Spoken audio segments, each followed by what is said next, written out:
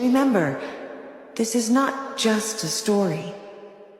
This is our future.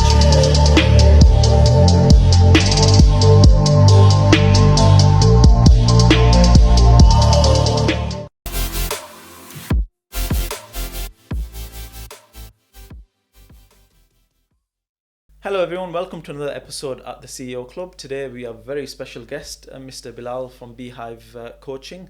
Bilal, would you like to introduce yourself? What's going on? My name's Bilal and I'm the owner of the BH coaching community, and I've been doing it for about 2 years now, and it's one of my main sources of income as well. So I've had a passion of fitness all my life. Started off as a boxer, and then now I'm a qualified PT and a nutrition and weight management advisor as well. And now I'm an online fitness coach, coaching people wanting to become a better version of themselves and being able to sustain that for the rest of your life. MashaAllah, he's an up-and-coming entrepreneur. He's somebody that's just started out. We've grown up in Bradford, so there's a lot of similarities in his story, and I wanted to get Bilal onto the podcast. We see a lot of podcasts where they just go after the celebrities or the people that have already achieved success or whatever it is. At the CEO Club, we're trying to reach out to all entrepreneurs in different stages of their journey. I think that's one of the things that differentiates us from our competition. Absolutely, yeah. So I wanted to get Bilal on. He's a young entrepreneur. He's got the right mindset. He's starting out in his business journey, and I think we'll have some interesting conversations. Definitely. So we'll get rid Bit of those. nerve-wracking, but Yeah, we'll get rid of those nerves. You've got the cup of tea and the biscuits. That's it. Needed. Yeah, so we'll take it nice and easy, have a nice chilled out chat. So where I like to begin with all my guests is taking it right back to the beginning. I like to talk about how they grew up, where they grew up, what was life like for them as children. So for yourself, Bilal, you grew up in Bradford. Absolutely, yeah. So talk to me about your childhood and what was life like growing up for you? So I'd say completely different to how it is now, especially with the generation. It's completely different now, isn't it? So it's just back when I was growing up, there was no social media, no technology. It was just going out, whether it's causing mischief, getting into fights, playing Kirby, anything. I think when it came to growing up, obviously being the eldest as well, not having any elder siblings, parents obviously being from back home as well. So it was just a sort of getting used to the real world and sort of experiencing everything myself. So again, just meeting sort of people on the streets, again getting into fights with people that I shouldn't be getting into fights with, but we've all been there, haven't we? So yeah, growing up in BD3 especially, obviously when you're surrounded by people, down the paths of drug dealing and sort of people scoring buds and all that kind of stuff. So you're just surrounded by that environment. But yeah, it's just, been through it all. So that's how it is back in local.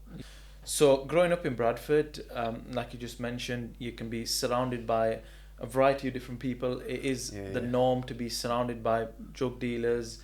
You're sort of accustomed to, like you said, people smoking weed, scoring bud, drug dealers going around. There's a lot of crime that you just get used to. It becomes the norm. It's all you ever know. So I can remember being in a barber shop and people are sort of cutting up drugs and all the rest of it. And at a young age, it's just normal. You don't think of it as abnormal because it's your surrounding. But what would you say the surroundings of Bradford were for you then? You mentioned you went into fighting. Were you in the wrong crowd, or what was your crowd What like? it all started for me was, I used to get into a lot of trouble. I used to always go out, again, just get into the wrong crowd of people, fight with people. I think as I was younger, especially as I grew older as well, I had a hot head. So I used to always just snap, play football, just kick off with people. Obviously I'm in BD3, so I'm from Undercliff as well. So again, a lot of lads over there where everyone just sort of, on their own sort of path. You bump into people, one, two things, get straight into a scrap. That's how it was back then. And then the turning point for me was when obviously my brother-in-law sort of got involved, and it was like, look, you need to obviously get him into boxing. One of my mates wanted to get into boxing as well. So that was the turning point where I started Calm Centre. Now, before joining boxing, I said this to my old man as well. I thought, you know what, I'm going to boxing, and my old man back then especially, he was really on top of me, especially being the firstborn. And again, like I said, his parents with that back home mentality, they're sort of really onto you. They want to sort of monitor every step of your move and that. So when I sort of told him, I said, look Dad, I want to get into boxing. No, straight no. And I says, why not? That time I was going to mosque as well 5 times a week. So going to school, going to mosque, still playing out, chilling out.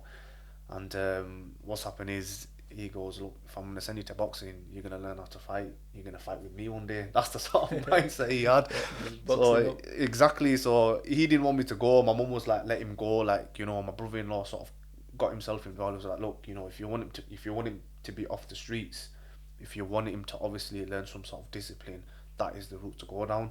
Then at least you know he's at boxing and he's not elsewhere. So that's when I started going boxing consistently. Started off at Carmen Centre, then I just kept switching in and out of gyms. Then I went to round one, back to Carmen Centre again. Then I went to Muay Thai as well, so I did a bit of Thai boxing as well. So I was just a bit of all over the place, but again, just for the sake of keeping myself occupied. And again, that's where I learned my discipline from as well, and just being fit, even in school as well. Growing up in Undercliff, went to Carlton. Pretty sure most people are aware of Carlton, so I think a lot of people looked up to me then as well because I was known for being active, being fit, playing football, taking part in sports, and just being that role model in my year. So that's how it was whilst growing up. Mashallah. And in regards to your mum and dad, what do they do then? What So kind of role did they play in your life? mum and dad, obviously, my mum and dad both completely sort of separate mindset. Okay. My dad's, I'm going to be honest with you, my dad's more towards the stubborn side, and my mum's more like the soft side. She's understanding, and you tell her something, she'll be like, yeah, do what's best for you, sort of thing. You tell my dad something, he'll be like, no, don't do that. You know, there's always an easier option. Do this instead. So there's like two different sorts of personalities, basically. Of course, personalities always used to clash in the house. That's probably with every sort of Asian household as well. But with myself being the eldest as well, you know, I'm a mummy's boy. I've always looked up to my mum. Mum's always looked down on me as well. Obviously, old man's there doing what he's doing as a father, doing the duty of his father as well. But I say with my old man, I didn't sort of have that sort of relationship with him where I can tell him anything and everything. Yeah. If I had like a business idea, if I wanted to go down something, I think growing up during my teenage years, I was sort of more scared of my old man. Yeah. Just say it how it is. I was afraid. You know, again, being the oldest as well. I think obviously my siblings don't get it now, but again, if I used to get a phone call from school or something, I'd say old man's straight pulling out his stick or whatever. And I'll be honest with you, I took quite a lot of beatings from him yeah. as I grew older. I took a lot of beatings from him, and obviously, alhamdulillah, I've become the person I am today. If I didn't go through that, if I look at my little brothers now, especially my youngest one, I'd say he's a lot more spoiled, and my old man's a lot more lenient with him than he is with me. There is a massive difference in terms of how he is and how I am. So again, sometimes you look back at the current moments when you're going through that and think, you know, I hate my dad, you know, why is he doing this, treating me like this? But then you come 5-10 years down the line and think, you know what, you go through it for a reason, don't you? So everything happens for a reason. Absolutely. And you mentioned something in there where you talked about not being able to talk to your old man about business. Yeah. This is the CEO Club podcast, and I think that's quite interesting. So just elaborate on that. What was it that you couldn't talk to your dad about business? What kind of mindset did he have versus the kind of mindset that you had that made you not being able to talk to him about business? So I think growing up, it's like, you know, with our dads, when they came from back home to this country, obviously, mashallah, they've worked hard to do what they do, to obviously, you know, give us birth and give us what we need to obviously live and etc. But with my old man, and I think with a lot of back home parents as well, they sort of forget the fact that you have to build that relationship and that discipline with kids, especially being born and bred here. And my mum always goes on about it, and again, sort of arguments happen at home as well where there's a disagreement from one side to another, and it's like, look, kids from this country and this generation and kids from back home are completely different. Yeah. You need to adjust your mindset, and you need to adjust the way you sort of build that relationship with your kids. But my dad was just that stubborn, he never understood that. So it was just one of them ones where if anything, I wanted to do something, I'd think twice before I do it, but I would never consult my old man. Yeah. I'd always consult my mum, be like, I've done this, I've done that. And there's been moments where I've done things where I've not even consulted any of them. I just straight went and done it. Some things have worked out for me, some things haven't. But most importantly, it's just I've learnt my lesson from that, where again, my mum used to always tell me, look, she used to say it in a nice way where, look, you want to do something, tell me, you have my prayers, I'll do dua for you. Yeah. You want your mum's blessings, stuff like that. I learned that from mosque as well, and then that's how me and my mum developed that really close bond. Whereas my old man, because he was always working, he'd come back, obviously when we're at school, he's at home. When you come back from school, he's at work. Yeah. So there wasn't really much, like, obviously as you grow older, between the ages of whilst you're a kid, yes, they sort of give a bit of time when they can. As you get older, you just start to see them less frequently. Yeah. And I think with back home mentalities as well, it's like they don't know how to spend time with kids.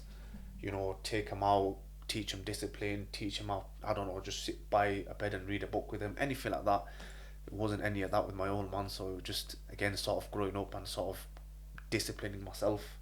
And by doing that, I've had to go through a lot of experiences where I took a lot of risks in life as well. Some worked, some not, but you just, life's all about learning, isn't it? Absolutely. And what did you say your dad, I don't know if you mentioned, what did he do for work then? He was a chef. He's To a this chef. day, he's still a chef, yeah. So he does the late night sort of 4 till 12 Yeah, kind it's of like, hours. that's your typical sort of shift in a restaurant, yeah. And he's like, he's owned a restaurant and then he's sort of worked for people. He's working at another restaurant now. So I think obviously that's when they come to this country, that's all they know, don't they? It's like they know how to cook food. They sort of go into that. Some people come in here and just go into taxis. It's just whatever they have strong sort of background in. So Yeah, and the mindset of what they wanted you to do, then what is it that they wanted you to do? Are So they proud of I you? think that's just a typical. Do you know what? I'd say at first they won, because basically, and this is in every sort of Asian household as well. It's just all you'll hear is go to uni, get graduated, and get into a high paying job, and literally majority of Asian parents who will say that to the kids. It's what I got from my parents as well. So that's the sort of route I went down, going through sort of year 11 and then going into my A levels. And to be honest with you, I ended up doing a scholarship with Bradford City for my A levels. So I was sort of playing for their futsal team, and I was also doing my level 3 qualification as well. And then my old man didn't even want me to do that either, because he was so adamant on being something like getting to a job like becoming a doctor, becoming a lawyer, engineer, all them common topics that Asian parents like the sound of. Yeah. But yeah, it's like they haven't been through school here themselves to sort of figure out, what it's like, and figuring out where you want to end up. So I went through all of that, and I think with myself, I sort of straight away knew that I was into making money and business. Where I think when I was in year 8 is when I started working. I was 13 years old. My first job, I was a kitchen porter in a restaurant. I just wanted to work, so I had to sort of convince my old man. My old man didn't want me to go to work, and I remember my first shift was on Christmas Eve and New Year's Eve as well. So, and them days were the busiest days as well. So it was a family friend's restaurant. I went there for my first shift, did a couple of weeks there, and then I left. And then a year later, I went into another restaurant, and I started working part time at that restaurant. And it's the restaurant that I'm still at today. No way. I'm still at today, yeah. So from the age of 14 till now, I still work at that same restaurant with the same with the same owners. I still work with them from still today. So back then I was working part time, whilst I was doing my GCSEs, and then till then at one point I did go full time from 16 to 19. I was working full time whilst doing my A levels. So it's like I used to get a lot from my mates. Bilal, what you doing? Why are you working full time at this age? Like, live your life a little, innit? That's what they all say. With me, I had that mindset of, obviously I was paying bills. I was giving money towards my mum, paying for my own belongings, my clothes, my car, my phone, you name it. Till that age, till this day, I've never taken a penny off my parents unless they give me money out of their own sake for, like, if it's a birthday or something. But I've always had that sort of mindset of, if I didn't, I didn't have mummies and daddy's money. I had that mindset of, if I didn't work or hustle, I wouldn't have any money. Yeah. That's the mindset I stick to till this day. So I will never depend on my parents. And that's the sort of route I went down. Like, year 9 is where it all started, where me and a couple of mates started selling drinks and chocolates in school. Okay. Majority of people probably must have done that. Yeah. I don't think now this new generation of kids do that, but back then, when cost of living were cheap, Lucas's were like £6 for £3. So it was a good side of something. Yeah. Kinder Buenos, you used to get 5 for £1.50. Kit Kats, Lion Bars. I used to, and I was in year 9 then as well, so I think I was about 14 years old. Could make some And good I used money. to, and I don't know if you've heard of the drinks, Jammins. Jammins. Yeah, these Not Caribbean drinks. So I used to get 6 for £1.60. Okay. And there was a trend for them where we used to buy them, I used to sell them. We used to get 6 for £1.60 and sell them for £1 each. So I used to Really? make a lot from there, a lot from selling Lucas's, a lot from selling chocolates. And I used to get up nine, so I used to get up 9 in the morning, walk down to Tesco's, which was about a 15-minute walk, and I'm 14 as well. Walk down to Tesco's, do all my shopping, get all the jammings off the shelf, get all the Lucas's, chocolates, then get a taxi back. Okay. Get a taxi back, and I'll do this all whilst my old man's asleep. Because my old man would not approve of this. No way he would have approved of this.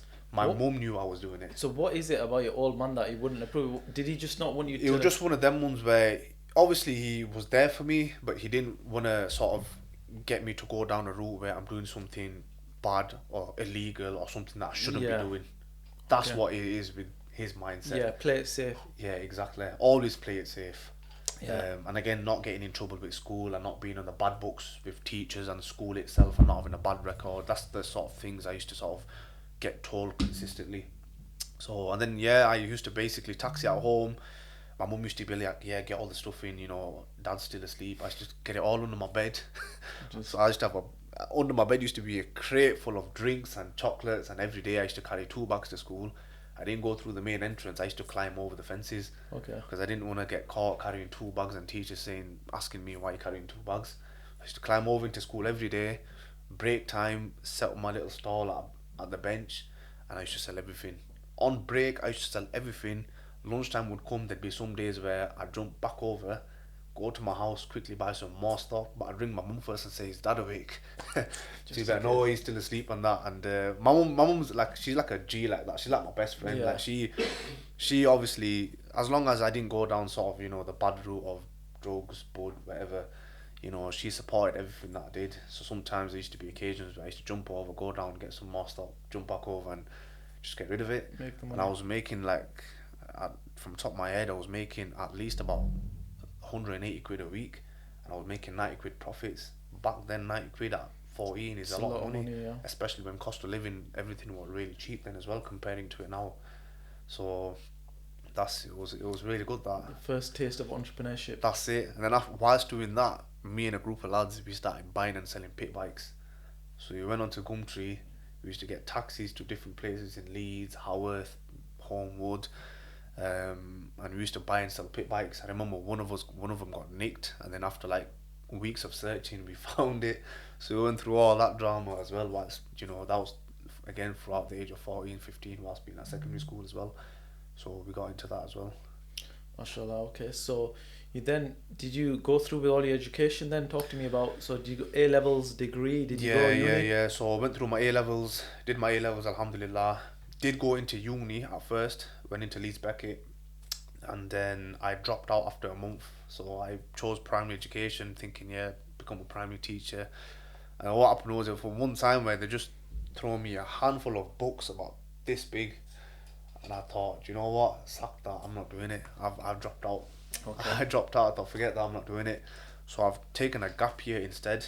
So then I ended up working in a call center for PlusNet, technical advisor.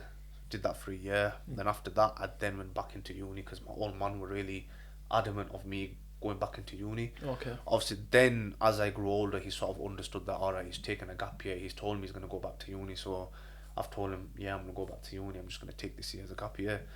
Then I went back into uni. 3 years, alhamdulillah, completed uni, graduated, studied degree was that? sports nutrition and exercise. Okay, so something you enjoyed. Something I enjoyed, yes, but the experience was a bit. I've not sort of lived the experience of going to university because of COVID. So my first year was when COVID initially got introduced, where I think it was 3 months into my first year, then lockdown got introduced, and that first probably 2 years I didn't go to uni. It was all virtual, wasn't it? After that, then in my last year I went back to uni, but it still wasn't the same with all these social distancing and wearing masks and stuff like that. So I did miss out a bit on the uni experience, but with me it was just because I was still working throughout uni, because again I was still working at that same restaurant that I first started working at when I was 14. But we were working full time. I was working full time, then I thought, it's COVID, I'm working from home with uni, I'll just go to the restaurant 6 days a week and just graft it out. So there was a period where I worked full time from 16 to 19. I dropped out for that year. that I took a gap from uni, and then I went back into full time when COVID hit into that restaurant again. So that once it's like they say, once you get into restaurant, it's hard getting out of It's it. hard to get out. It's Yeah. very hard getting, and I've tried getting out of it again, but also when you've been there for so long, my uncle's like, just come for one day. You've built that relationship with customers for so many years. It's like the customers there have seen me grow up from when I started to where I am today, and Yeah. they've literally seen me grow up and go through what I've been through. So what do you do there then? I'm away to there. No, like, and in terms of hours, then how do you split your time between running your business and then working in the restaurant? So, in terms of business, again, I sort of block out my time. Okay. Days, I only work 1 to 2 days a week at the restaurant just to help out. Right. Permanent day of one day. Sometimes I go in an extra day. Quite recently, I have been going in extra because he's been needing an extra hand. Again, customers, they ask about me as well. They're like, why do you bring him in? Do bring him in and you want to see him and stuff like that? Because I've been there for so long. So I've developed that good relationship with customers. It's like there, I've got that sort of relationship where I sit down with customers and I actually eat with customers. You don't see waiters doing that with customers. That's literally what I do there. That's the sort of relationship I have. We take piss out of them, they take piss out of us. So the clientele there, it's different. Obviously, it's in Doncaster as well. Okay. So it's an hour away from Bradford. So the people that I was meeting and greeting there from different walks of life were completely different from the people that I'm seeing in Bradford. Yeah. So, and obviously I've done it for 9 years. So when I've worked there for so long, I've picked up a bit of an accent, which people say to me, and I've sort of, because you meet people from different walks of life, I've just got along with so many different people from different sectors. Yeah.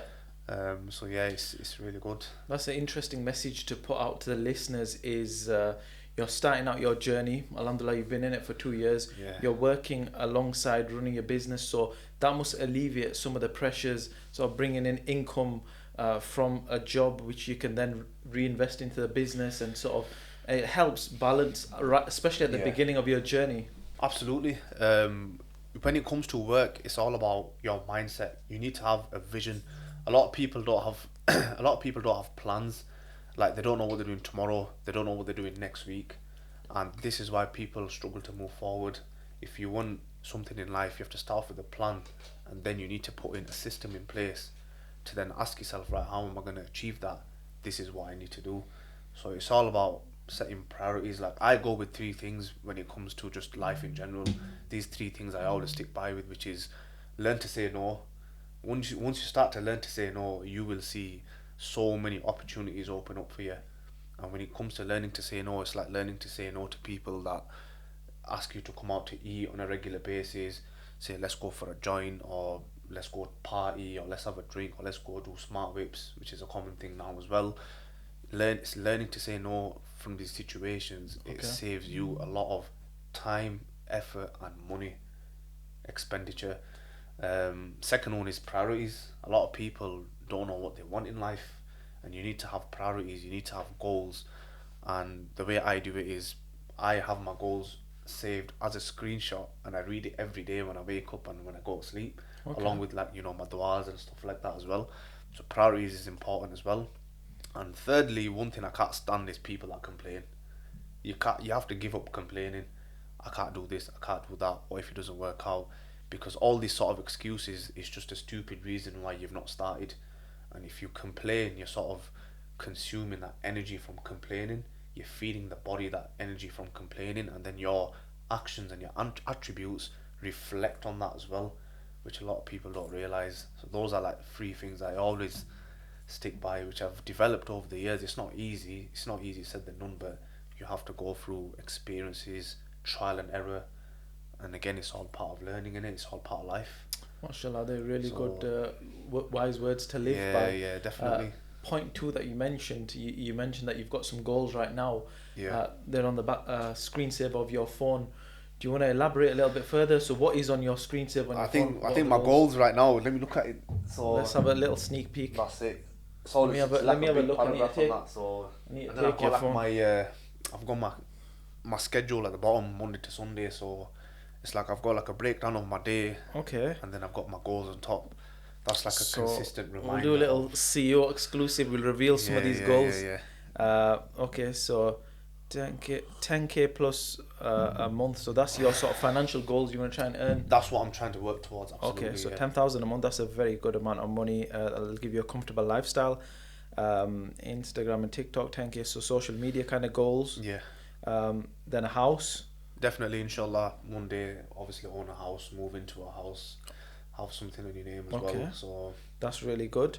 High fitness. We can talk about that little. Give a little sneak peek. It's another thing you're working on that you've talked to me about. Yeah, absolutely. You want to give a little shout out to that shirt that you're wearing for the viewers that are listening. You can see his muscles popping. No. In the Hive Fitness apparel brand. Okay, so then we move on to go on holiday after I've hit 20 plus clients. Okay, so that's like a little treat and a bonus for yourself. It's a treat, and believe it or not, after all these years of hustling and grinding, I've not been on a holiday since I went Umrah back in 2007. I think I was going to speak to you about that. You haven't done much shopping, have you? I've not been on holiday since 2000. I've not stepped foot on a plane since 2007. So I've not actually been on an actual holiday where you go with the boys' holiday, you go to Turkey or whatever. I've not been on that yet because I've just invested into myself, and I've just spent my life working, spent my life giving, contributing towards home, investing into myself. And I thought, right now I've got something where I'm consistent with in terms of my business. Yeah. I've set myself milestones. Just part of celebrating the small wins along the way. Absolutely. You need to So that's definitely my treat once I sort of hit that. I'm close to it, alhamdulillah, so we're getting there. Yeah, of course. You've got to treat yourself, travel. I'm literally like yourself. I tend to, when I go into work mode, I work. Yeah, I cannot go on holiday for a year, 2 years, but when when you go into the airport or you go on holiday, you just get that holiday feeling again, and it feels nice. The whole I love the airport journey experience, sitting in the airport waiting for your plane, going on holiday, meeting new people. It opens up a lot of doors for you, so I definitely recommend going on holiday a few times and having that balanced life. It's a life, absolutely. So pay off the remaining mortgage. Okay, so that's one of your goals. That's definitely one of my goals. Pay off the existing mortgage for the family. 'Cause again, just for the sake of family, just to make it easier for my parents, especially, cost of living going up as well. Nothing's cheap. It's hard surviving off just one income now as well. You need multiple streams of income now. Yeah. Just to survive. It's not easy. So just surviving and paying the bills is an achievement these days. Absolutely. And then of course you've got set up a business with Sammy and own a Jeep. Trackhawk, that's just one of my that's just sort of my own sort of is that the holiday goals. kind of cars? No, that's a car. It's a proper performance car. It's a Jeep Trackhawk. So there's only like 3 in this country. I've not It's seen got like them. a 6.3 litre. I know, I love my cars. I'm a massive BM fan as well. So anything you ask me on BMs, I love BMs. But this is like it's just one of them American cars, SUVs. I think I've seen a few Jeeps that look really nice. Yeah, Afzal Khan, does he sell them? He sells very similar. I think he does, but he doesn't have a Trackhawk. Oh, does he have a Trackhawk? There's only 3 in the country that's an actual Trackhawk, and that sounds expensive. 6.3 litre engine. How much are one of them going for? I think I saw there was only one on Auto Trader, which I was looking at a couple of weeks ago, which was about, I think it was £100,000. £100,000. Yeah. But again, if you get hold of one of them, and it's only the only one on Auto Trader, that value will shoot up. Mashallah, so you've got some really good goals there. Yeah. Some financial goals on holidays, mortgage. You set yourself the goals, and then you can treat yourself once you achieve those goals. Absolutely. Which is a really good way of doing it, mashallah. Yeah. You mentioned something there which I want to briefly touch upon, which was smart whips. That was one of the instructions that you mentioned just a couple of minutes earlier. Yeah. So I think it's important that we've got this platform that we actually raise awareness. You've mentioned it now, so it's worth talking about. Definitely. Smart whips. There's a lot of young kids dying these days. I don't even know if it's smoking or breathing the balloons or whatever you want to call it. Like that. Gas. So do you want to talk a little bit about that? You just mentioned it now. I think with smart whips, it's like a trend. So like now there's a lot of people going into these gel guns, these gel blasters that a lot of people are now buying into. I've seen all the young kids. Yeah. Do they hurt? I don't know. I've just seen kids walk about with them. I've seen kids from school walk about with them as well. And it's like, this is a society that we're living in where whatever's trending, people are like sheeps. They'll just jump onto that trend and just do it for the sake of social media and attention. And it's literally what smart whips are. They think they look good doing it, with a group of friends that have no ambitions, no goals, just want to stay out all night blowing on these balloons and driving like headless chickens, and I'm not looking over the shoulder as well. And there's so many accidents that are happening, people passing away from the use of smart whips, and no one's learning the lesson from it, especially the deaths from people as well. People from local, people that I personally know that have actually passed away because of smart vapes. I'm sure we've seen it on news the other day with the blue Euros. I've seen that on the news. That some young kids in some prom young or something. kids going to prom, 16-year-olds driver doing balloons, and he's ended up into was it a mail van or something? Royal Mail van, yeah, I've saw That's that. it, and I think one of them passed away. I'm not too sure, yeah. The rest of them in critical condition. I'm not sure, but end of the day, it's just there's all these sort of scenarios happening, and people are still not learning from it and taking away from it. It's like, what does it take for you to learn your lesson? So it's like, driving a car, and you go through all these occasions of near misses where someone's almost pulled out on you and even almost hit into them, or you've almost reversed into a lamppost, or you've almost hit into a car. All these lessons, but you're still just driving the way you're driving. So what does it take for you to actually learn your lesson? Does it take you to actually get into an accident for you to learn your lesson? And that is the thing. People will just repetitively do it, knowing that they're doing wrong, but they're not doing anything to change that circumstance, their actions. And again, when it comes to stuff like that, the problem is people will sort of realise 1-2 weeks, oh, that's happened, we'll stay away from it, it will change. Yeah, it gives you 2 weeks later, 3 weeks later, it's forgotten about. Everyone goes back to square one. There's a lot of young lads that have passed away, driving Bradford, we're from the local area, definitely. Leeds Road, fast cars or whatever it is. The thing that blows my mind is how you can, because I don't really know much about it, but I've seen that it somehow stops like sort of air from going into your brain or whatever for a few seconds, so you get like a hit, and that hit, when you're driving at 100 miles an hour and you lose control of yourself and your body, that's what's causing these accidents. And if you're dumb enough to be in a vehicle whilst you're doing it and putting other people's lives at risks, it's stupid. Definitely. And I think it comes down to your surroundings as well, where the guys are sort of influencing the driver to do it, the driver's influencing them. They're all just as bad as each other, let's just put it that way. It's like with me as well, when it comes to having people in my car. Like when I'm alone in my car, don't get me wrong, everyone sort of have their moments when it comes to driving. They'll speed, put their foot down, have a little bit of fun. Nothing wrong with that. It's like with myself though, if I have anyone in my car, my style of driving automatically changes. Yeah. I drive sensibly, don't put my foot down, because at the end of the day, it's not worth it. Especially you don't want to end up in the papers. How will it look bad on your family then? Those are sort of scenarios you need to be thinking of as well. And I don't think people think that far ahead. They think short-term comfort, short-term satisfaction. Yeah. So they never think longevity. Yeah, So, I don't get the mindset around that. I'll be open and I'll say it on the podcast. When I see a group of grown men with 25, 30-year-olds with balloons, and you're in a car and you're just looking at them thinking, you guys look like clowns. You've got balloons in your mouth. You're puffing on these balloons. You're driving around, and I think their mindset might think that they look cool, or they feel like they look cool in the head. But think about it from an outside perspective. You've got grown-ass men literally with balloons in their mouth. Like that is like, I feel like I'm living in a bubble. When you vision it like that, it looks absolutely stupid. You look stupid. They are clowns as well. But it's so normalized. So, I feel like I'm in a bubble sometimes where it's accepted in the society, but you're just looking at like, am I the only one that thinks these guys look like idiots? Yeah. Like, No, they are idiots. End of the day, they are idiots. They don't just look like idiots. The fact that you're thinking to just do that, and then you go away and do it, and then they drag each other into it, and then they all do it together and cause accidents. Yeah, innocent, exactly. innocent lives people as well. passing away, putting stress on family going through trauma. It's not worth it. And it's like with balloons as well. I think it has different effects on different people. That's based on what I heard as well. So like for some people, it'll make them completely depressed. For some people, they'll completely forget about the moment and they'll just laugh it off, and they're just like high as a kite. That's why they're doing it. So it's just that temporary moment. I don't know if people are depressed or if people are stressed, but if you're hanging out with friends that are encouraging you to do smart whips or go out partying or drink alcohol, the way I see it is you need to change your friends. Yeah, it's this circle that you're in. So that message definitely to put out there.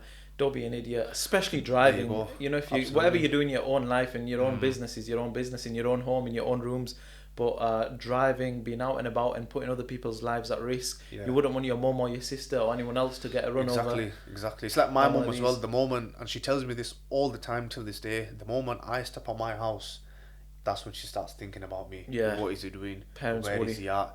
Is he driving safe? Have I heard from him? Yeah. Stuff like that. So she's always telling me about that. And when I come home, that's when she's like, oh, my son's home, it's a big relief. They worry. It's like out of the siblings, because I'm the oldest as well, she's got a lot of love for me for Yeah. the most as well. So it's just, that's course. how it is. It's just people they don't look back over the shoulders and look back at, family and what they're leaving behind. They just think once they go straight through out that door, boom, I'm just having a good time with my mates. Yeah, and I think you hit the nail on the head. It's the people you surround yourself with. If all your mates are doing it, you might think that it's normal. For some people that may be easily influenced. Yeah, definitely. For us guys, we're stronger individuals where we can think for ourselves, but Yeah, there are yeah, people yeah, out there definitely. that are easily influenced, and if Yeah, you're surrounded 100%. by friends that are doing it, then you might be easily influenced. But watch this podcast and get influenced by those guys. Definitely, that's it. So, that's it, 100%. Absolutely. that was a very interesting conversation and a good message to put out there. So taking it back now, so you've graduated, you finished uni. I want to talk a little bit about your business and what you've done. So pre podcast, we talked a little bit about some of the business ventures that you went into. So can we just talk a little bit about what you tried to do, your failures, what you learned from them?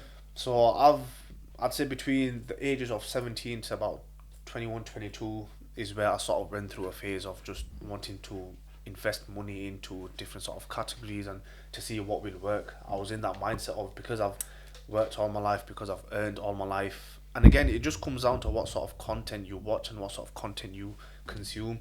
I used to watch a lot of stuff on like entrepreneurial stuff, people doing well, and one of my mates who I went to school with, he's a forex trader as well, so I was influenced by him. He was making money. I thought, yeah, I'll be intrigued to do that as well. So I bought like drop shipping courses, affiliate marketing courses, invested into forex trading. I think I was 19 and I put $5,000 into forex trading. Flipping hell. Yeah, so How did that work and out? it was working out well at first, and then it went up to like $6,500, and then after that, apparently the company went bust. So I lost every single dime of it. That's so common with forex. I don't know what it is. Definitely. And I did go through a phase where I thought, you know what, fucking hell, I've just lost $5,000. Yeah. $5,000. I'm 19. That's a lot of money. How did that make you feel? Honestly, there was a phase where I would just procrastinate and thinking $5,000, $5,000. I'm not telling my mum this as well. You were just thinking about the money. I'm just thinking about the money, thinking I've just lost $5,000. What have I done? What have I done? And at the end of the day, the way I see it, do you know what it is? I used to go through moments where I used to sort of invest money. It never used to work out. And I used to just have these little moments to myself where I was like, I'm earning halal money. I'm working hard for my money. Why is it not working? Why am I putting money into things and it's not working? And I'm trying to do it the appropriate way. People out there going through, drugs or going through ways of making money when they shouldn't be doing that sort of stuff, but they're smashing it like I do it. I used to always have these sort of deep talks with myself. It's good to self-talk as well. I used to have these moments with myself, but I never stopped. I still worked. I still, because of discipline, regardless of how you feel, regardless of what you go through, at the end of the day, we're men, so we're built to do that. Some people go through an experience and they'll sort of sit out for a couple of months, grieve and be depressed, and then get back into reality when they think they're fit to do so. With myself, I never stopped. I lost that money, but I didn't give up. I still went to work. I still earned my bread. Still, contribute towards home. There was a time where it hit me hard, and there was a moment where I turned to my mum and it hit me hard. Where basically I bought a car back when I was 18, so a long time ago, and I paid for the car, and my old man contributed a little bit towards the car as well.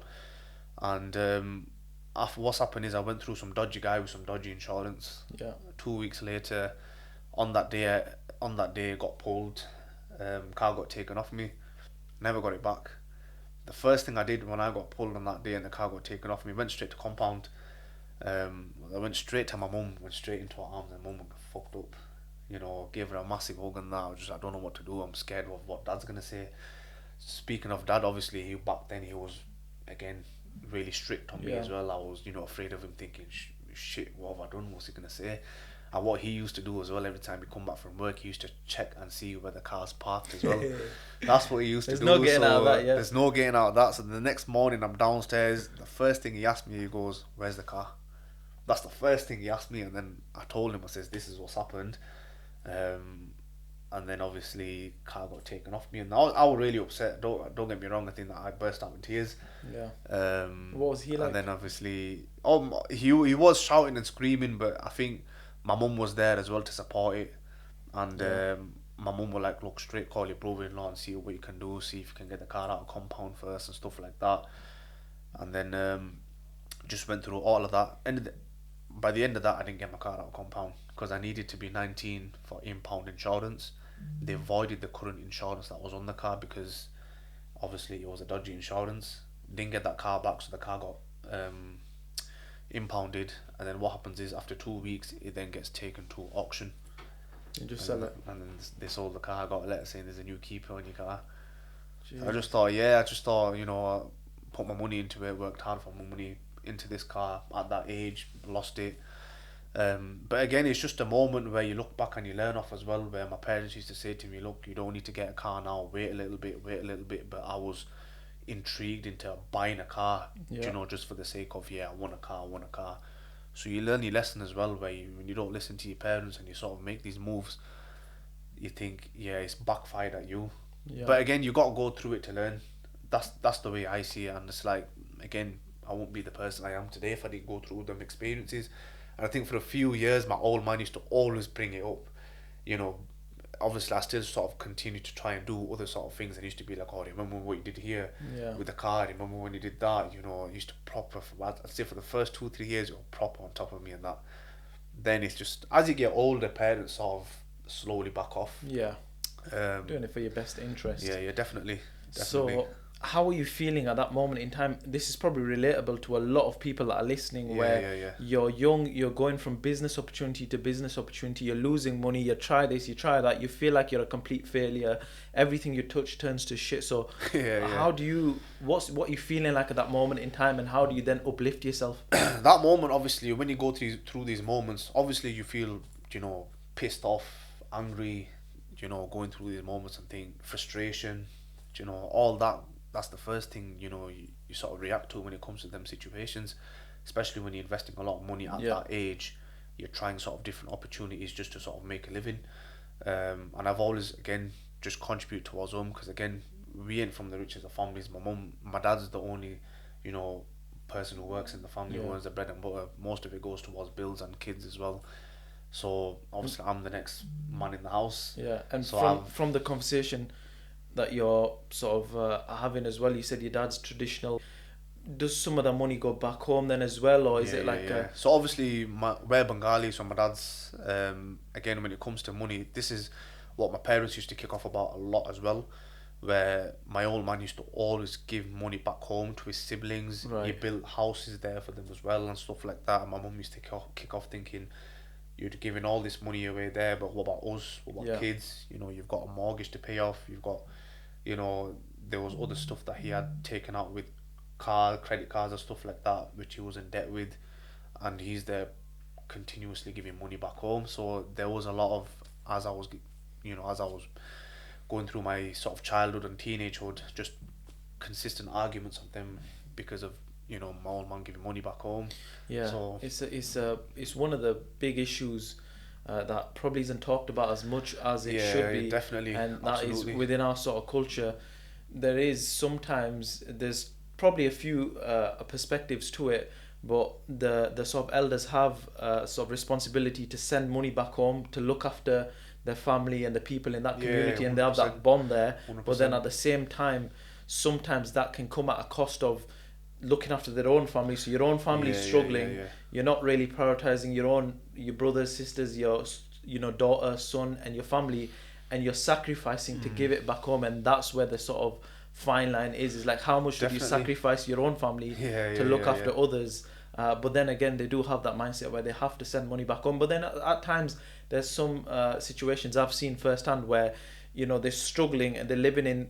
You lived in BD3 where we lived in certain areas that are rife in poverty, but you're sending all the money that you earn to Pakistan to build houses that nobody's going to live in. And I think, you know, when it comes to these kinds of stuff as well, it's like, don't get me wrong, there are situations where your siblings and people in back home, they are in, you know, vulnerable situations where they do need money, they do need support. Yeah. And we've always been there for them. I've always given money towards my dad when he needed it to give to his siblings and family. But when it comes to when you sort of switch the situation and when it's you needing them, they don't bring nothing to the table. And it's like, your own family here are struggling, you're working here, you're paying for bills, kids, missus, whatever, and you're there giving money consistently back home, and it's like, where do you go from there? Because end of the day, my old man's response used to be, oh, it's your siblings. End of the day, you have to look after them, you have to continuously give. But the thing is, you need to have priorities, and this is just referring back to when I was talking about priorities. You need to have priorities. You've got kids, you've got missus, you're paying bills, you're just about scraping through here. So you need to, there's occasions where you need to learn to say no and be like, look, I can't do it, I've got this to pay, that to pay. So it's just, again, it's just their mentality is, they're my siblings. Even if the siblings will do my dad dirty or whatever, They'll still give money to them. So because they're my brothers, they're my sisters. And I think nowadays that sort of principle has changed, where it's like blood just makes it related. You know, it's respect and loyalty that makes it family. That's the most important thing. Like this, and you know, within Asian families especially, there's aunties, siblings, brothers, sisters, uncles that have done each other dirty. And I've seen it myself, where they're not even on speaking terms, absolutely nothing. People fighting over business, Exactly. land, money. You know, etc. and when money comes into play, it changes people. People fighting over inheritance, money, land, you know, all sorts of things. So absolutely. it is a very interesting conversation that we could probably talk about that for ages. Yeah, definitely. But I'm just going to take it back. I just wanted to talk about that briefly whilst you mentioned it. But taking it back to you, so you've failed in all these business opportunities and ventures.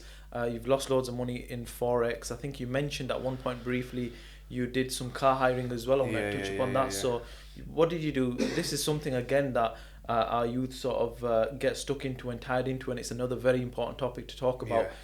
So car hiring, from your experience, you got a car, was it with a family member? It was with one of my uncle's mates. Okay. So the one that I work at the restaurant for. So one of his mates that I've worked with for quite a while. Yeah. So we came up with the idea of starting a car hiring business. Yeah. So I was 18 then.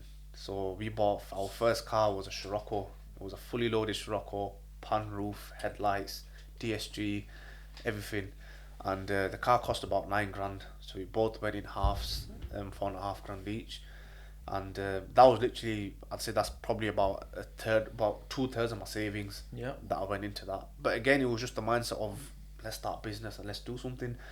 So because at that sort of age, before I did that, I was hiring cars of people as well, that other people doing it. So I thought, if they're doing it and they're smashing it, why not give it a go? Let's do it. So we came up with the idea. We ended up taking out a policy where it covered you for the pull, but not for a crash. So just a cover letter. That's it. So we took the risk and we thought, let's do it. We'll sort of come with terms and conditions, get customers to leave a depot before we give the car. Just let them know that, look, if this happens, this is the excess you have to pay. Yeah. So we did all that properly, and then for 2 months we were doing well. Car were booked up, getting a lot of inquiries. And then one customer took the car and again hit the front end, hit the back end, and then he did a runner.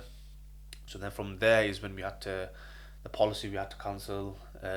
We had to report the car stolen, just go through a few sort of steps to get the car back. Once we got the car back, again the customer paid the excess, use that money to fix the car, and then we just thought, you know what, we'll just get rid of it.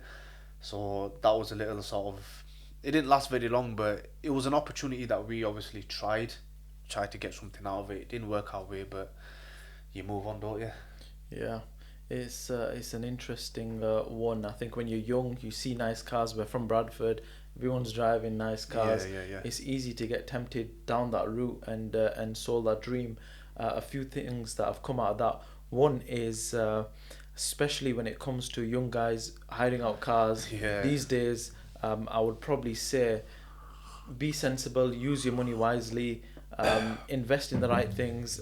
It's so easy to hire out a car, crash it, get yourself into loads of debt. Definitely. One thing I don't rate with a lot of car hire companies, and I'll put it on the podcast, is where they'll hire out cars to anyone, young kids, 18, 19. They'll just make them sign a contract that says it's like a 30 grand excess. So the kid crashes the car, he's in debt for 30, 40 grand, whatever the excess is, the stupid excess is. Now they know that kid doesn't have 30 grand to his name.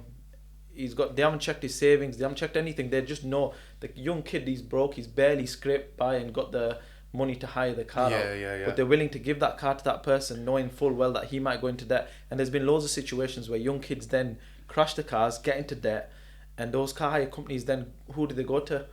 The family, the absolutely. parents, Yeah, the dad, like you mentioned, the working class dad who's worked all his life. Where's he going to get 30 grand from? Exactly. Loads of situations like that. So that's one thing that I don't rate about car hire companies at all. I think the worst cases as well is that now getting a policy on 19, 2021 is very difficult itself. It's not how it used to be because a lot's changed. So you know yourself, most cars are 25 plus now. Yeah. So and I've seen it myself where people will give cars to people where they're not even actually covered. It's but the they'll cover give them letter, anyways. isn't it? Yeah, it's yeah. just a cover letter, exactly. They know very well, but they also know that if they ever crash the car, They've obviously just got there. they're taking it at their own risk as well, knowing that they're not covered. Because there are people that make them aware that you are covered for a But pull, you're doing it at your own risk. Yeah, exactly. I've had that exact same situation with a client that's literally just come. He's getting married now, from Bradford, local lad. I won't mention his name, but he's come. He's bought a suit off me. He's getting married, and I was just talking to him, and he crashed. Don't know what it was. A Range Rover, hired it from a local company, and he was told beforehand that it doesn't cover him or whatever else. It's just if he gets pulled, he won't get stopped. Like it shows up as a legitimate. However, if you crash the car, the insurance company won't pay out for that car, so you're fully liable for that car. So he crashed it anyway. I think it was a Range Rover Sport or something, 40-50 grand, whatever it is.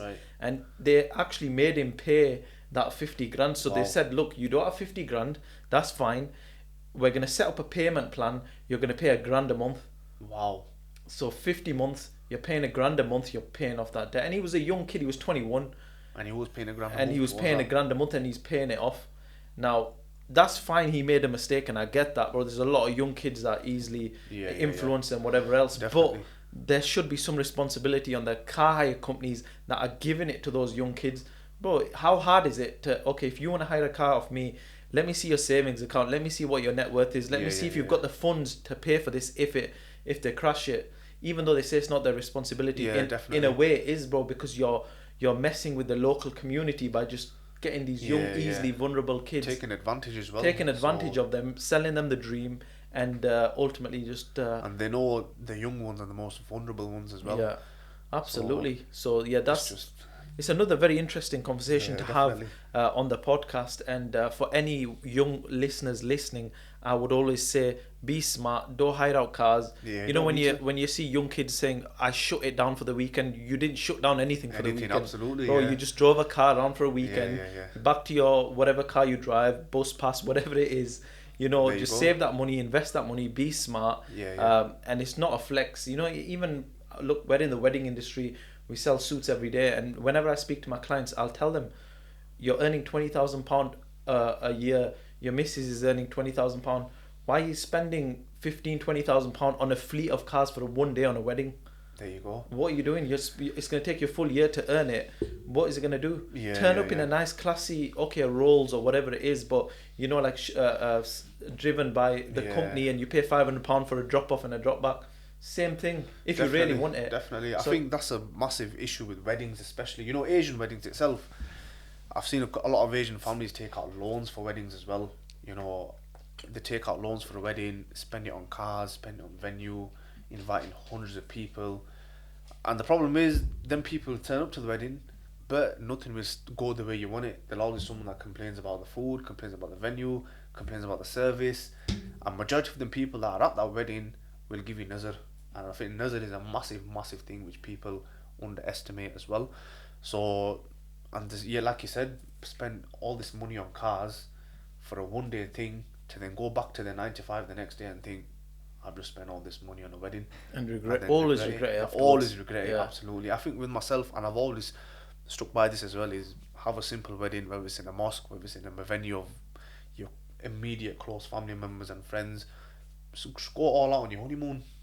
Spend it on yourselves, treat yourselves, exactly, and be smart. And a lot of our people, you know, are living. We've got a lot of successful people within our community and within our sort of culture. However, there are a large proportion of individuals that are living working class. We live in £100,000 terrace houses. We live in areas. We don't have the affluent lifestyle, but spending that much on sort of 100 grand on a car or wedding or whatever it is, but living in a 100 grand house, bro, the maths just doesn't make sense. Doesn't add up. Spend it on Doesn't somewhere add up. where you live in a nice area, whatever else. But that's priorities, and people choose to do what they like. I just push out my own perspective. That's there. it. That's and it. when I speak to clients that come to buy suits from us, I'll always sit down with them, speak to them, find out how much they're earning, which is what I was saying car hire companies should do. And then being like, okay, well, look, some guys will come and their dad's a multimillionaire. A client last week, he owns a factory. You know, he bought a $3,500 suit. He's a multimillionaire, bro. He can buy that $3,500 suit. Then you've got couples that come in and they're on sort of minimum wages. Okay, let's look at something that's a bit more affordable. Let's not go down the route of £1,000 or £1,500 suit. Why don't we look at something that's a little bit more affordable, which still looks good, but it's a little bit more within your price bracket. And I'm saying that as a business owner because I care about my customers. Instead of just trying to do the upsell, because I know I can easily influence that person. When they come in here, they look at the fabrics. Or you just came in here and you were like, wow, love the fabrics. You can just sell and, you know, chat shit in essence and just sell the most expensive suit. But 100%. That's the thing that I think you should have, is that ethics and mindset where you speak to customers and say to them, look, take a little bit of consideration and responsibility, which a lot of business owners don't do. Yeah, absolutely. And I think as a business owner, it's being genuine as well with people. Obviously, when it comes to business, I know a lot of people get carried away with money and upselling and stuff like that. But again, if you want to really look out for your customers and you want recurring customers, you've got to, like you do with your customers, instead of paying this much for the suit, why not opt in for this option? And again, you're, like he says, you're looking out for them, and that's what you need to do as a business owner. They'll respect you. And they'll respect you for that, absolutely. Yeah, they'll respect you, and then you know what? You'll get 10 times more business from word of mouth. The amount of customers we get where the guy, there's a friend getting married this Sunday, he sent his best friend who's getting married next month, who's then sent his friend who's getting married, and they're all just friends, but they've all given because I made him a suit, now I made all the boys a suit. So if I didn't look after the first one, it wouldn't be like a chain, and it wouldn't have happened. So that's another very important. A very important discussion to have. Now, what I want to talk about is your business. So, talk to me about Beehive Coaching. So BH Coaching is basically my own online coaching. Is it BH? It's BH. It's just my initial. I don't know why I'm saying Beehive. I'm looking at your logo and it does look like a beehive, doesn't it? No, do you know what? The logo is like a hexagon. That's the logo I've gone for. Right, okay. Yeah. And then obviously BH is my initials. Okay, so BH Coaching. What is it? So that's my online fitness coaching platform. So I coach people virtually. Got my own app, invested into my own app, and we look into both training, nutrition. We have our own little community with like-minded people as well, and I hold them accountable for their goals, and it's something that I really enjoy. Obviously, like yourself was already on it as well, so. Well, I've been enjoying it. I'm not just saying it for the listeners. I've been using it. So with me, I've got like probably a couple of months ago, I had a skinny fat type body where I sit down for long periods of time. I'm always meeting with clients, office space, getting probably 1,000 steps in. I've got my watch now, trying to hit 10,000 a day thanks to you. So I joined your community, which is one of the other reasons why I've got you on the podcast. I've seen what you do, what you offer. So it's basically an app. If I had to describe it, you have a coaching online platform, you have an app, you set up the diet plan, meal plans, you set up the fitness training. So I'm going to gym right now 3-4 times a week. I go on the app, I log in exactly the weights that I'm doing, the reps. It's all then looked at by you. You can then see what I'm eating, what I'm training. You can kind of coach me, and then we can meet up, and inshallah we're going to do a few more training sessions together. And for me it's working because I'm eating clean. I like to treat myself, and that's something that I'm working on for me. I like, once I've had a meal, I like something sweet after that meal. It's just one of those bad habits as well. I'm just like you. Like it doesn't hit a meal doesn't hit the spot until I've had a nice dessert. Absolutely. And I think that can probably get taken out of hand. So that's something I'm working alongside you with. So, and I've seen the community, people posting positive things. Yeah, definitely. It's like a little chat group, isn't it? Absolutely. And the whole point of this community, which a lot of personal trainers don't have, and hence why I went into the online coaching industry, is because of the community, because of the accountability that you can hold people for as well. So again, it's all about your network and your environment. You know, if you want to be on the path of becoming a better version of yourself, you have to surround yourself with like-minded people. That's the whole point of the community. The clients share their daily wins, what they get up to, recipes, training sessions. Some of them post selfies of them sweating after a session. and it has an influence on yourself that's on the program and other people, where you might be having a shit day. You look into that group community and you look at somebody else who's on the same journey as you, and you think, fucking hell, this guy's got a session in. Yeah. I need to go get my session in, or I need to go get my steps in. What am I doing? So again, just it's that surrounding that you have where you've got like-minded individuals that are on the same path as yourself. It's positive energy. I think I Yeah, saw the other day somebody had posted, they've gone for a walk, but they posted a beautiful view of a walk, and the area we live in, 5 minutes down the road, we've got a very similar kind of view. So I saw that and I was like, do you know what, I've done 4,000 steps, let me get an hour walking. I ended up seeing that and going for a nice long walk, your countryside, beautiful views, got a little bit further, but that is the thing that sort of triggered it, looking at that. Definitely. So 100%. It makes a big difference, the sort of positivity and energy. And definitely. Sometimes social media, when you look on social media, there's a lot of negativity, fighting, all sorts that goes on social media. So to go away from that and go on an app like that, it can only bring positive vibes. And the beauty of coaching as well is, obviously I've had a coach in the past, I've had a mentor in this past, till this day I still have a mentor. I can be good at something, I'm qualified, I run a coaching business, I help people get into the best of shapes, but again, I still need someone to hold me accountable. We're all human, we all go through moments, and the reason, like, yes, I've got the knowledge, yes, I'm a coach and I do it for a living, but I still have a mentor that holds me accountable, because I want to expand that knowledge and I want to take it further. And that's the beauty of investing into a coach or a mentor. If you've got the money, invest into a good mentor or a good coach, because knowledge is something money can't buy. So, and if you continue preaching knowledge, then you'll obviously succeed, you'll get far in life. Mashallah, it's a really strong mindset to have. Yeah.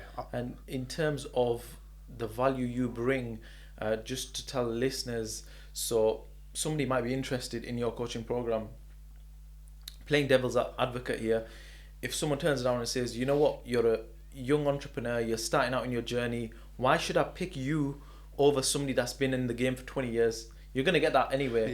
Definitely. So definitely. how do you counteract that? It's happened with me as well. With my industry, the suits, the recruitment, whatever I'm in, you're competing against the guys that have been in the game for years. So how do you combat that? And what do you say to listeners on why you're different? I think what it is, when you look at someone who's done it for years and you look at yourself, especially within the online coaching industry, with myself, I strictly work with clients one-to-one. I don't have no second coach, I don't have no assistants. Someone who's built a business that has multiple coaches and assistants, there's been moments where clients have sort of gone ahead with another coach, and I've had clients that come to me that have been with better coaches than myself, and they've been coached by that person or by somebody else, and the experience and the results was not the same. An example could be one of my clients, Amar. He's in Qatar, so he's a full-time teacher there. So he was with a coach previously, and a well-known coach as well. And after he was in the program, he was on a diet of he was consuming about 1,300 calories. And I says, what the heck, that's what a girl consumes, if that. So, and he goes, he's still made no progress. He came onto my program, put him on a 2,000 calorie diet, adjusted his program, catered it around his lifestyle to say he's working stupid hours, and he ended up losing about, I think it was about just under 10 kilos in about 4 to 5 months. And again, it was a slow burner, but what people don't understand is when you're on the path of becoming a better version of you, there's going to be obstacles, there's going to be moments where you fail. You got to be prepared to fail 100 times before you see a win. And that's what people are not sort of willing to go through. They think it's a swift journey from A to B without any, treading on broken eggshells and without going through any sort of barriers. It's like going for a hike. You can go either through the hard route or the easy route. You can go through the easy route and get to the top, but where do you go from there? When you go through the hard route, you then stop and embrace moments where you think, fucking hell, look at that view, look at this and look at that. And that's part of the journey as you overcome that fear of going through the hard route, overcoming that fear of climbing these high rocks and high steep hills, and then you get to the top and you think, wow, look at what I've accomplished. It's a nice feeling. And then the thing is, a lot of people think about the destination as well, but when you fall in love with the process, that destination then becomes a milestone. So then when you go through that process, you hit that goal, then you ask yourself, what's next? What am I achieving next? And that's where a lot of people go wrong, where they focus less on the journey and they focus more on numbers, and they chase numbers and destination. And that's where they end up in a wild goose chase. So it's like you're chasing that, but you're not developing the lifestyle habits which you need to develop and sustain during the journey to help you get there. And they say a man that falls in love with the journey beats the man that falls in love with the destination. So Yeah, that's a very valid point. I think when you're trying to get to the final destination, when you get there, you're still the same person. There's no real, nothing really changes. So there you go. When you enjoy the journey, and you turn it into your lifestyle, like you said, whether it's in business, personal life, fitness journey, enjoy the journey. Then you're not looking for that end goal, because the end goal will never make you happy. I used to think when I make 10 grand or 20 grand in a month, I'll be buzzing and it'll be the best feeling in the world, and that's my end goal. But then when I actually made 10, 20 grand, you look at in your bank account, you get gassed for a little bit, and then what's next? Then it's like, okay, should we make another 10, 20? It's never going to end.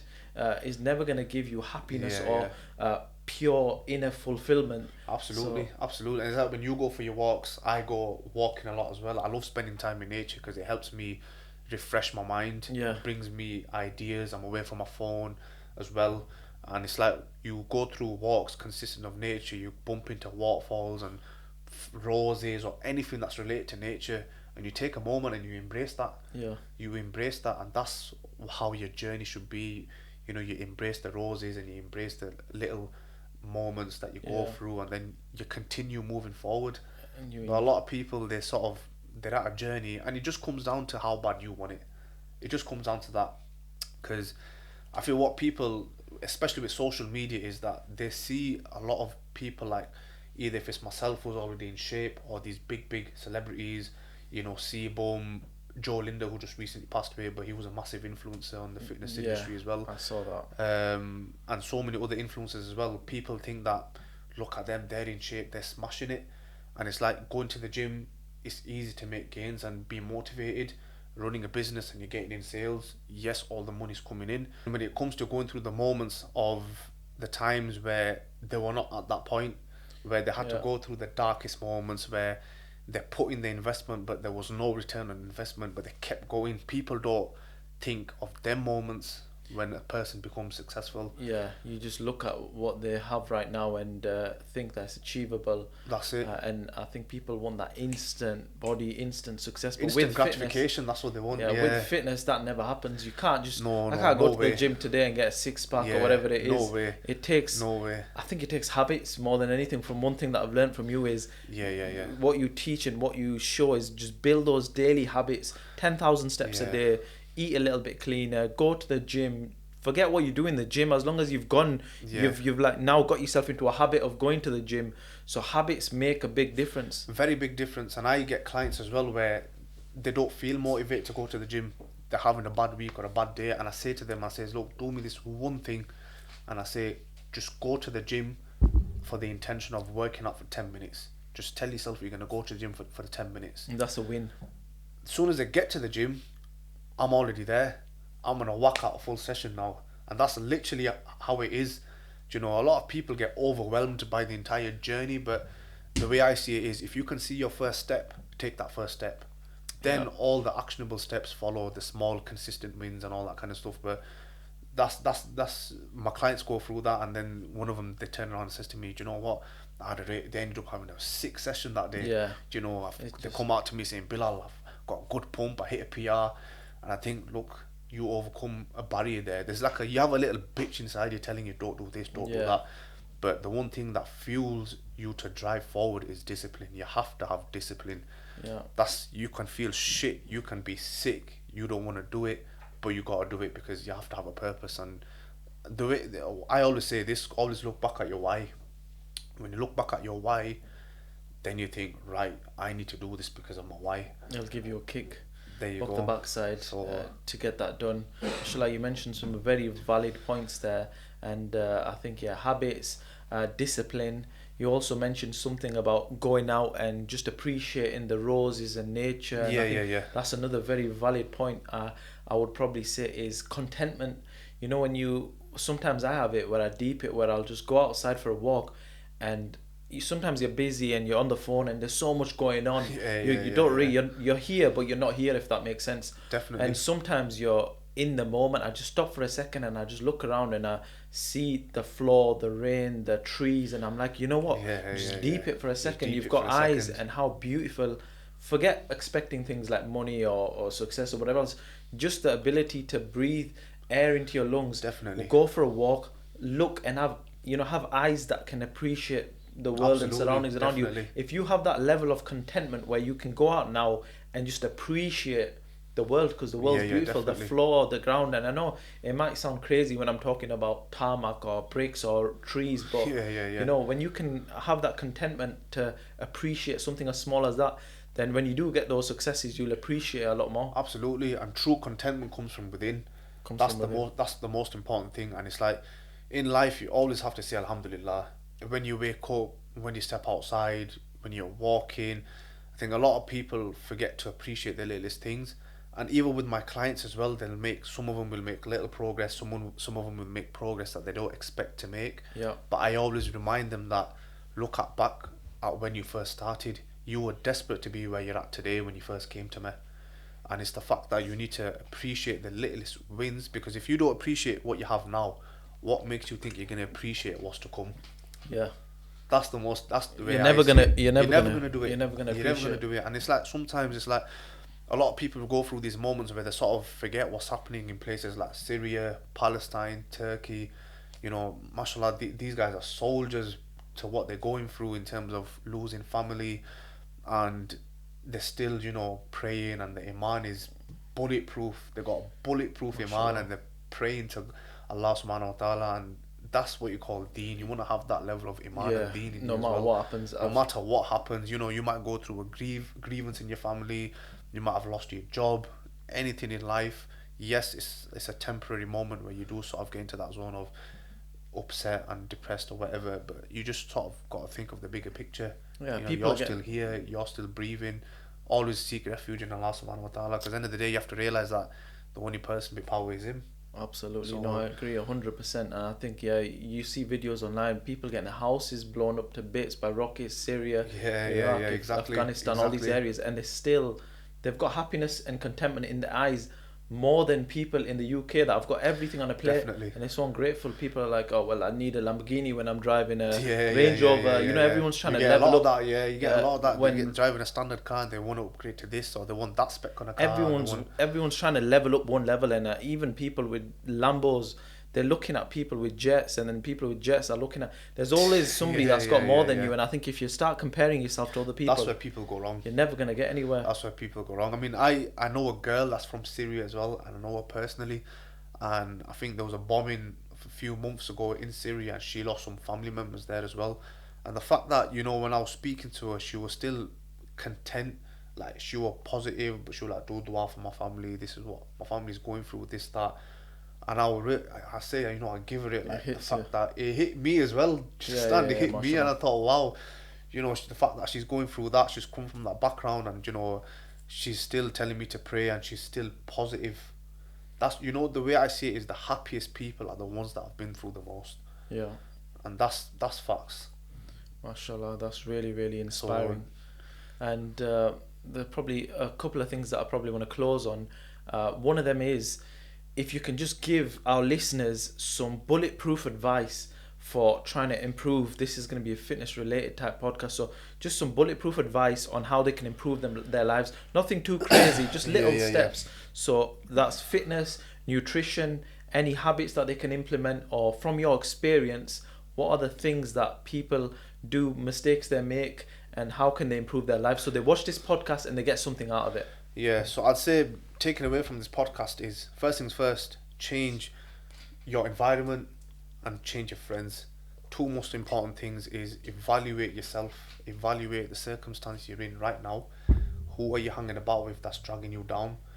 What sort of environment are you in that's bringing you down? That's, again, sort of getting you to devalue yourself. And then you go from there. Once you've done that, set yourself some goals. It always starts with goals. Once you set yourself some actionable goals, then you need to come up with a system in place to achieve that. And again, talking back to habits, it always starts from habits, consistent small actions. Instead of going 0 to 100 real quick, aim to become 1% better each day, because that's maintainable. and that's sustainable. When you go not to 100 real quick, you're at 100 and then you're back to zero a couple of months later. Yeah. And that progress that you've made, that reverses, and that progress that you've ended up back to square one, it doubles, it quadruples even. And a lot of people have that thinking of short-term comfort, short-term satisfaction.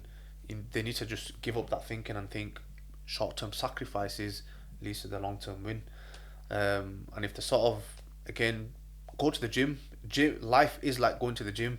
When you go to the gym, when you trust the process and go consistently, there'll be weeks and months where you don't see progress, but you believe in the process.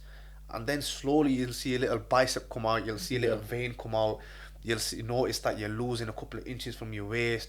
Those are the small wins you then appreciate, and then you feel motivated. You think, fucking hell, I love this journey, I love what I'm doing. Yeah. Then you go all into it properly, and then you start looking at, right, I've achieved this goal, what's my next milestone, and then the attributes you take away from the gym: delayed gratification, consistency, patience, stepping out your comfort zone.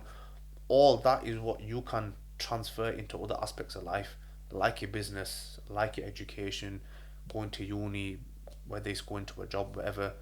Because you go to a job, a lot of people will complain, I work a 9 to 5, I do X, Y, and Z, I don't have time to go to the gym.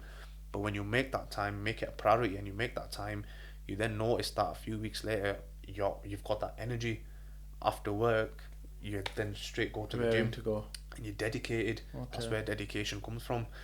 But again, even when going to the gym, it's just sort of going to a gym where you either go alone or you go with someone who's like-minded like yourself. Because nowadays you go to a gym and you see a lot of people just yapping away. They're working more on their jaw muscle than they're actually doing on the muscle that they've gone into work on. So, and it's like they've come out with a pump on their jaw and not the pump on the actual muscle they're working on. And it's not nice to see, because some people like ourselves, we go to the gym because that's our therapy. Like for me, I go to the gym, why? Not just to look good, but I go for therapy where I switch everything off and it's just me and the weights.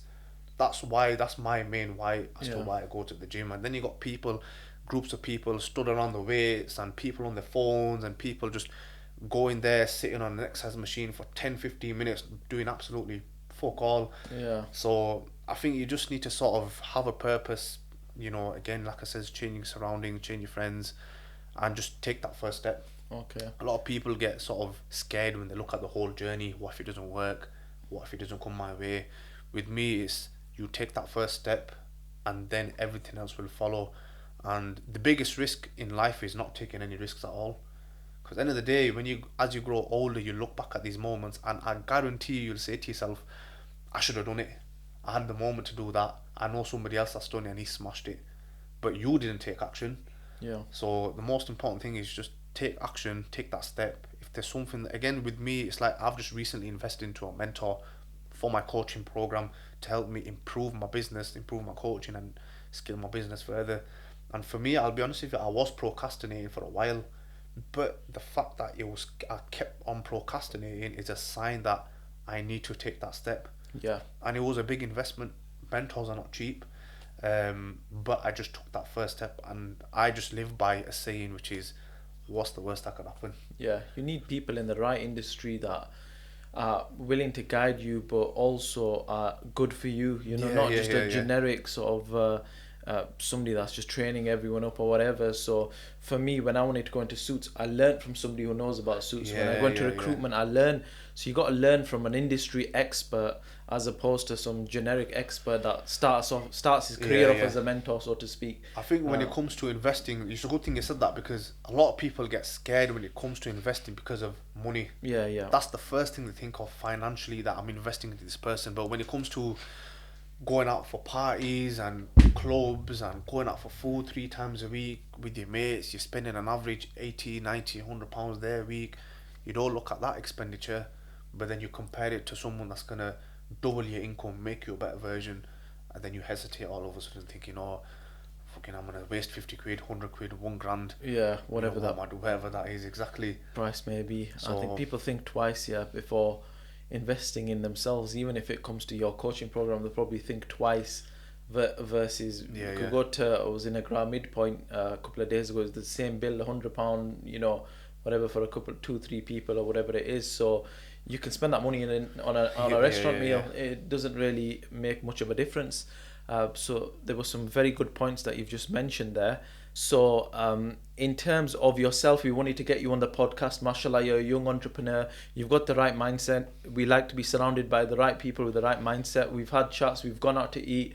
Alhamdulillah, we've had some really, really good chats off camera and on camera. Yeah. So we wanted to get you on the podcast, share your story. Like I said, one of the things that makes us different is allowing people like yourself the opportunity to come onto the platform instead of just chasing the huge entrepreneurs and sort of give everyone their rightful seat there so they can share their stories and their journeys. And for us, it's about the right people versus the business or what level they actually are at. And I think that's a unique selling point for the CEO Club. So you've come on, mashallah, you've shared some very, very good points on the podcast that I'm sure listeners will try and contact you and speak to you about.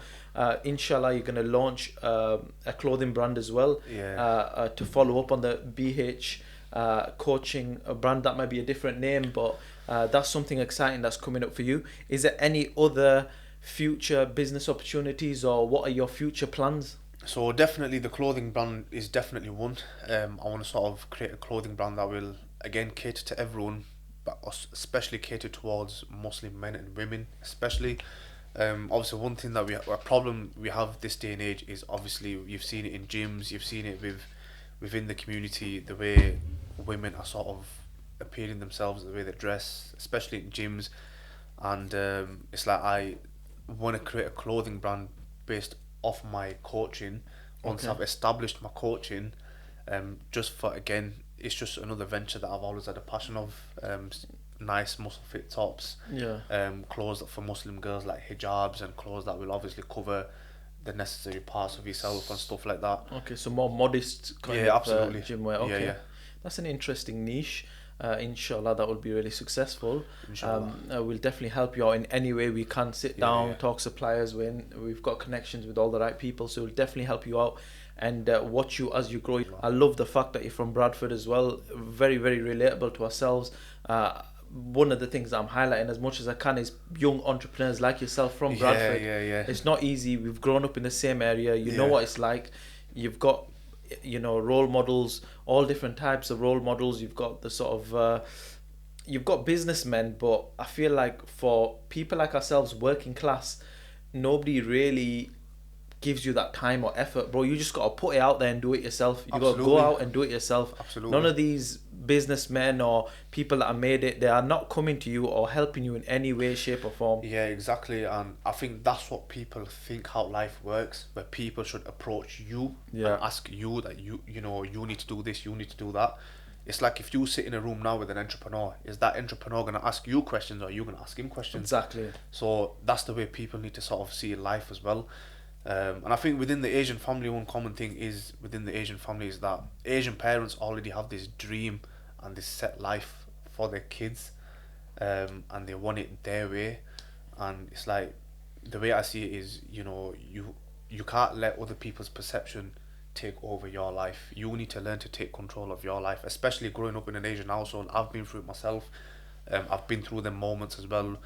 It's just, again, yes, you show your parents respect and gratitude, but you need to also learn that level of becoming independent, making your own decisions, taking control of your own life, taking the risks that you need. Because at the end of the day, it's your life. You're going to live it. Exactly. And parents that come from back home, they don't see it like that. They think, I want my son or daughter to grow up in such a certain way where it's as less risky as possible, and I want them to be safe and stuff like that. It comes from a loving place, but I can definitely see how, just by listening to your story, your dad wanted you to play it safe. He wanted definitely. you to probably go down the doctor, lawyer, 9-5 route. Absolutely. Probably due to his own experiences coming to the country, working in restaurants all his life. He wants the best for you, and it's coming from a loving place, but at the same time, it can hinder your success. Whereas I feel like your mum, on the other hand, has got a little bit more of a supporting. Okay, if my son wants to do that, let me just support him. And I think that's very important. I think with my mum, when she came to this country, she adjusted the changes to how people were like in the UK and how, parents and kids were like in the UK. Whereas my dad, because he came from back home and his mindset is so fixed on the way they were brought up in back home. They Pakistani thought, dads, yeah, bro. man, exactly. They thought, yeah, they'll come over here and sort of raise your kids the same way, which again, a lot of families have done, but not a lot of there's always some sort of drama you go through, especially within that sort of environment.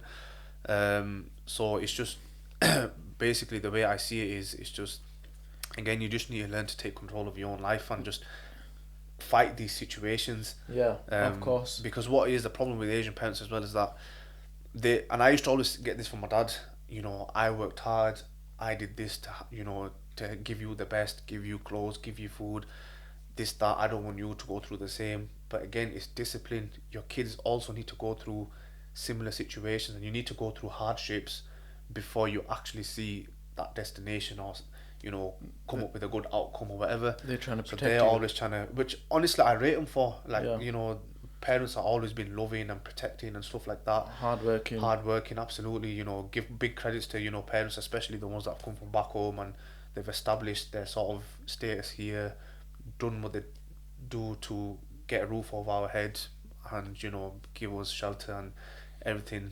But it's just, again, the discipline. Yeah. The discipline is what obviously they've not sort of learned. Yeah. Being in that back home environment. And I think explaining different business models, because as soon as you say in an Asian household, I'm going to start up a business, they're just like, well, is he going to mess around? Or is he doing it? They brush it off.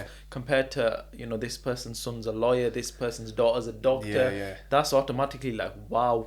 So for yourself, I think from an outside perspective, me trying to explain to a traditional Pakistani dad, I'm going to start up a fitness coaching business. Bro, he'll just be like, what are you doing? Put the, you know, just slap you in the face. Like, that doesn't mean anything to them. Absolutely. They don't understand why somebody would pay you to coach them, and they wouldn't pay you to coach them. So it's hard to get it into their mindset. But I think once you achieve success and they start to see that it's working and, you know, you're earning money and business is coming in, I think they'll be happy for you. It's just convincing them and getting to that stage. And it's like, just when you're talking about fitness in general as well, it's like when you're in shape and you've experienced it yourself when you've just started this fitness journey with me as well, it's like, just look at the positive changes physically, mentally, emotionally.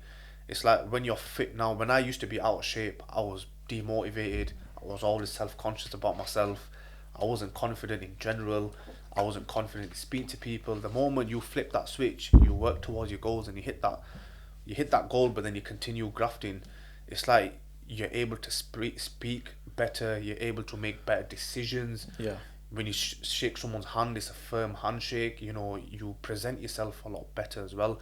And a lot of people underestimate that, the beauty of just being fit. Like, an average man now is a dad bod. He's out of shape, he eats shit, they have a shitty mindset, they watch pornography. A lot of them, again, girls, massive distraction. And that's an average man now. And people are looking up to that as well. You compare an average man to back in the days, you know, back in the 1900s, completely or different. The Sahabas days or anything like that. It's like they were strong, they were masculine, they went out bare feet, you know, to wars and stuff like that as well. They were warriors. I look at society now, they're all living like bums. So it's just it's just the generation that we live in now, and it's taken a massive chance. The most important thing is like influences as well. Andrew Tate, it's like he's come into play. A lot of you know, discussion going around with him, especially with feminism and females getting triggered with what he's trying to portray to the media. But I 100% stand by him because of what he's trying to bring out with young males that are either sat at home watching pornography or doing things they shouldn't be doing. I think encouraging people to absolutely, you know, become the best version of themselves is very very important. And then you've got people like Cardi B and Nicki Minaj who are posting, you know, stuff like you can dress like this and making sex, you know, normalized and stuff like that. But the media accepts that. So everyone's okay with what they're portraying to the media, but it's not okay for someone like Tate to come into the media, you know, encourage men to get into shape, be loving towards a girl and stuff like that. And that becomes a problem. I think in this generation, degeneracy is definitely rewarded. And I think there's a huge agenda about that, which I won't go into too much detail right now, but I think we could definitely have a whole podcast on degenerate behavior being sort of rewarded and what that is and who's pushing this agenda, what's going on behind the scenes to make men weaker and sort of make this generation more degenerate and confused. Absolutely. And like us men, it's like we can go through situations where we'll be in debt, or we'll lose our job, or we'll go through a breakup. But at the end of all of that, at the end we'll always say, I'll figure it out. Because us men, we're built differently. And the media is trying to portray, oh, men and women can be equal. Absolutely no chance men and women are equal. Even in Islam it says that as well. Women have their own traits, men have their own traits. And the problem with an average man nowadays as well is that men nowadays, and the girls are not just the problem, it's the men as well. It's like men nowadays, they don't want to put in the graft, but they expect X, Y, and Z from a girl. Like if you want a girl that's going to tick your boxes, you got to be a man where you're masculine, you're strong, you're confident, but you're also soft and loving, and you got to have that deen to you as well, and hard work. It's like nowadays I've seen it myself with a lot of guys where they don't want to work, they want the missus to work whilst they can do the chilling. How does that work? The roles are flipped. The roles are flipped, and that's literally how the generation is now. It's like the man is where we are supposed to be the protector and provider. Nowadays you get the women paying the bills and doing the man's job, and you get a man doing the women's job, and it's shocking. It's all changes. I think it's swings and roundabouts depending on somebody's individual circumstances. But you've got cases where there are men that sort of sitting at home being bums, playing PlayStation all day, exactly. where their missus are going out working, earning income, coming home, cleaning, doing amazing, so they're like solid 10 exactly. And then you've got the flip side of that, where you've got men that are out there working, grinding, smashing it all out. They come home, their house is a tip, their missus is an absolute she's not doing anything, and I've seen that, not bringing any I've value. seen that myself actually within my mates as well. They even come tell me about it as well. It's like I come home, missus left the house in a mess, food's not on table, and she wants to go to her mum's, or she wants to go to her friends. And it's like no one's stopping you from that, but you've got to at least act upon the necessities of being a wife, whatever that is. I think as a partnership, the key thing is, because it causes quite a bit of divide, but the key thing is partnership, both of you bringing something to the table. Whereas, whether that's a man or a woman, if one of you is not bringing anything to the table, and one of you is bringing everything to the table, whether that's a man or a woman, it just doesn't work. And I think the ones that I've seen that work from friends and people that I'm around are where both parties are bringing a lot to the table, whatever that may be. They're both working towards a goal, they're both helping each other out. There's no this is mine, this is your. It's literally all working together as a unit. And I think finding that unity, even within couples or friendships or whatever it is the thing that's missing now. Everything's about I'm bringing this, what you bring in, or you're bringing it's all sort of division, and sort of trying to bring as least possible and get as much possible, when it should be give as much possible and sort of both work towards of goals. So I think that's another very important discussion. Definitely. And just to add to that as well, just like as a couple as well, when one of you make a decision, it's important you consider each other's feelings, not just yourself. And I think a lot of people just sort of become selfish, and they just take into their own feelings and not how the partner will react or feel as well. And that's where a lot of people go wrong as well. Yeah, absolutely. I think that's really important. So alhamdulillah, I can tell that your mum and dad have both raised you up with the right sort of mindset. Would you say you're more of a mummy's boy then, or? Absolutely, mummy's boy. And I think, do you know what it is? A lot of girls get sort of, triggered when they hear a guy say, "Oh, he's a mummy's boy." But there's a difference. Like, you can be a mummy's boy, but you still know what's good and what's bad. Yeah. And I've seen the definition of their version of a mummy's boy, where it's like, regardless of what the guy does, the mum will always stand by him. Yeah. And I think that is what I'm against as well. That is not the definition of a mummy. Well, that's not a mummy's boy. That's just, again, the mum just standing by the son, regardless of what he does. Yeah. He can be out on the streets dealing or whatever. She's just saying, missus can be in the right, but she'll still go against the missus and stand by his son. I don't think that's right. That's not right, and I've seen it a lot. And it's not right. I'm against that as well. So it's like, yes, I've got a lot of love for mum. I am closer to my mum than I am to my dad. So yeah, definitely. Yeah. Mashallah, she sounds like an inspirational woman. I think off camera, when we went for something to eat, you were mentioning that she's working. Your goals are to try and retire her. She's working for minimum. Yeah. She's working at a samosa factory. So she's earning like £4 or £5 an hour. Yeah. It's not even minimum wage. I don't think that's legal, mate. Yeah. But the thing is, it's just one of them situations where either she works or she doesn't work. It's very hard for her to find a job because of the lack of experience and language barrier as well. And job seekers on her case as well. Yeah. So again, you know, she's just working there for time being. But yeah, end goal inshallah is to obviously retire her. Yeah. We are sort of discussing as to what she can sort of do at home to start a little something. Yeah, a little side hustle. See where it takes off from there. Inshallah. But yeah, it's just that is the end goal, and again, my biggest why is her as well. Yeah, That's my purpose. I can see that's your why. That's what drives you, and it's nice to see that you have that vision. You're at the journey, and it's nice to record this at the sort of journey where you're starting up your business. You're trying to build it, and inshallah one day retire your mum, which you will do. And you know, maybe we'll record a part 2 at some point where you know, we're in your beautiful house, manifest it, beautiful house. That's it, your mum's inshallah. retired, living a beautiful life, and you've achieved all those goals, and that's what it's all about, having those goals and achieving them. And inshallah you will, because you've got the right mindset. Yeah, no, definitely is the goal. And yeah, same with my old man, same with the family, just in general. Yes, you go through your ups and downs, but I think most importantly, people just gotta remember his family's family, innit? Yeah, absolutely. So, and how's your journey been like with the podcast? Everything been okay? No, podcast. To say it's my first podcast. It's been a pleasure. Honestly, I appreciate you having me on. No, you're absolutely fine. It's nice, isn't it? It's comfortable, it's relaxed. Yeah. First time seeing this, because you just sort of recently done your pub. This is all renovated. Yeah, you're one of the first people in here. So, it's a nice little vibe. It's a nice little spot. So thank you very much for coming on the podcast. Inshallah, we will get you on for a part 2 at some point later on in your journey. Thank you for sharing all the wisdom that you have done. I'm sure a lot of listeners will try and reach out to you, relate to your story, and we've covered quite a bit: business, sort of personal life, and a few other topics, which is nice. Just a relaxed sort of podcast. So thank you very much for coming on, and inshallah we will see you again very soon. Inshallah, man. Jazakallah for that. Take care. Top man for that. No worries at all.